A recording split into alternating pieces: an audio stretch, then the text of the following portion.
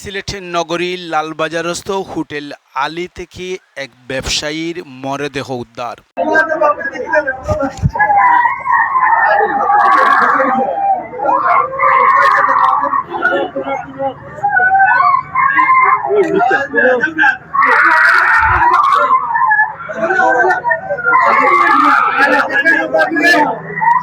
সিলেটের লালবাজারস্থ আলী হোটেলে একজন ব্যবসায়ী আত্মহত্যার ঘটনার খবর পেয়ে পুলিশ ও স্থানীয় ব্যবসায়ী নেতৃবৃন্দরা ছুটে এসে আলী হোটেলের দরজা ভেঙে সেই সোহেলের লাশ উদ্ধার করা হয়।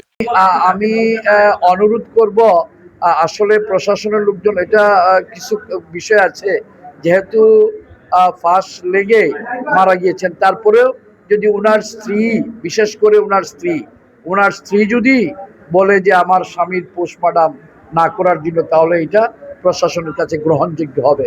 ওনার প্রিয় দর্শক, সেই সোহেল আহমদ তিনি হাসান মার্কেট ব্যবসায়ী, তিনি লেদার ব্যবসায়ী, তিনি এই হোটেলে মাসিকভাবে ভাড়া থাকেন।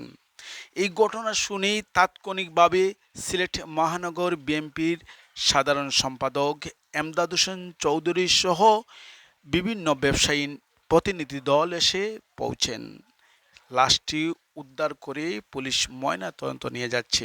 প্রিয় দর্শক, এ বিষয়ে ব্যবসায়ী প্রতিনিধি এবং সিলেট মহানগর বিএনপির সাধারণ সম্পাদক এমদাদ হোসেন চৌধুরী তিনি যা বলেন। নিশ্চয়ই ওনার স্ত্রী আছে, বাচ্চা আছে, পিতামাতা আছে। আমরা আজকে উপস্থিত এখানে সকলের পক্ষ থেকে, ব্যবসায়ীদের পক্ষ থেকে, মহানগর বিএনপির পক্ষ থেকে শোকসন্তপ্ত পরিবারের প্রতি গভীর সমবেদনা জানাচ্ছি এবং মহান আল্লাহ পাক যেন তাদেরকে ধৈর্য ধারণ করার তৌফিক দান করেন। জন্ম যখন হয়েছে, মৃত্যু অবধারিত।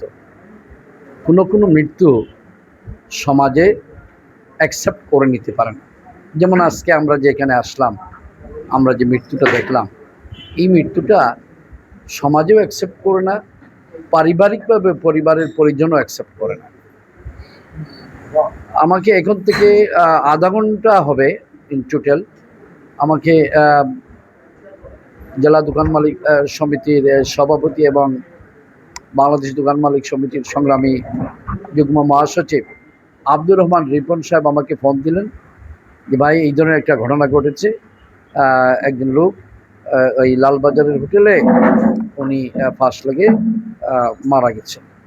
আমি ছিলাম একটা কাজে দক্ষিণ সুরমা, আমি সেখান থেকেই সরাসরি চলে এসেছি এবং এসে এখানে যেটা দেখলাম যে ব্যবসায়ীরা এত ঐক্যবদ্ধ এবং ব্যবসায়ীদের প্রতি যে এত আনুগত্য, এত আন্তরিকতা, সহমর্মিতা, এইটা সিলেটের ব্যবসায়ীদের মধ্যে আসলে মানে একটা বিরাট বিষয়।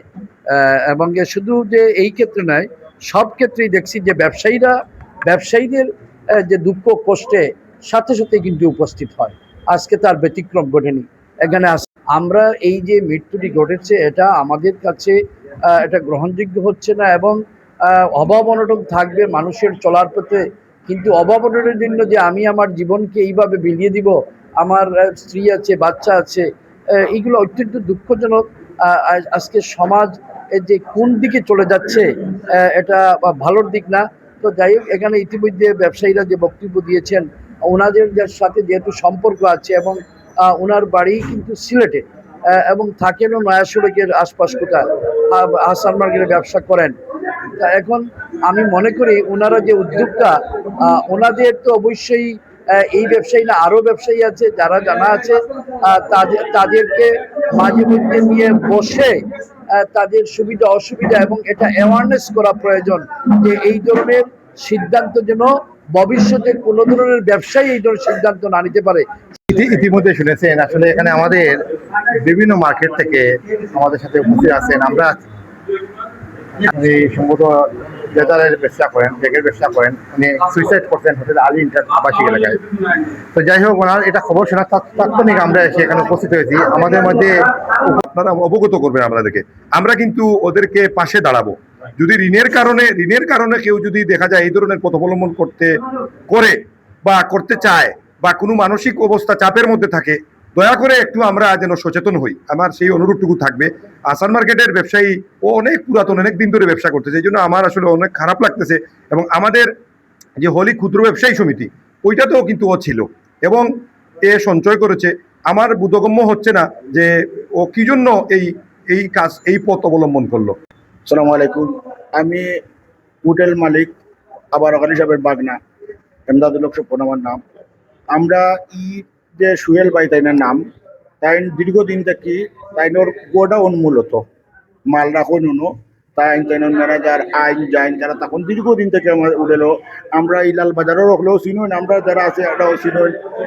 তখন মানে কালকে হঠাৎ করে দেখছুন, এরপরে আজকে দেখা যায় বা 11টা 12টা ওই যে কোনো খুলে না। তখন আমরা যা দেখছি ভেন্টিলেটার মুখা দেখার পরে বিষয়টা দেখা গেছে, আমরা কর্তৃপক্ষে জানাইছি, প্রশাসনকে জানাইছি, মহানগর ব্যবসায়ী সমিতি, জেলা ব্যবসায়ী সমিতিরে জানাইছি। তারা সবাই হাসান মার্কেট ব্যবসায়ী সমিতি আইসন, জেলা ব্যবসায়ী দোকান মালিক সমিতির সাধারণ সম্পাদক আব্দুর রহমান রিপন ভাই, হাসান মার্কেট ব্যবসায়ী সমিতির সাধারণ সম্পাদক নেওয়াজ ভাই, আর বিশেষ করে আমরা মহানগর বিএনপির সাধারণ সম্পাদক এমদাদ হোসেন চৌধুরী ভাই, তাইলে আন্তরিক ধন্যবাদ ও কর্তৃপক্ষের পক্ষ থেকে আমরা কৃতজ্ঞতা জানাইলাম যে তাই শোনার সাথে সাথে ওনার শত ব্যস্ততা উপেক্ষা করে উনি এসে পরিদর্শন করেছেন, দেখেছেন এবং প্রশাসনের সাথে আলাপ করেছেন।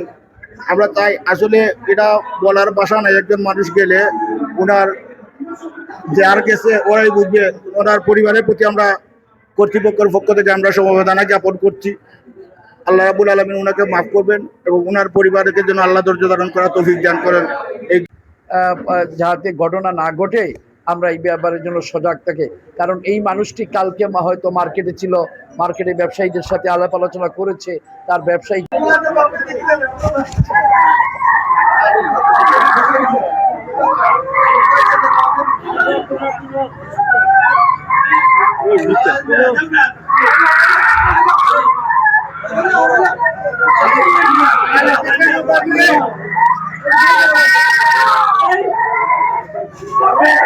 वो बच्चा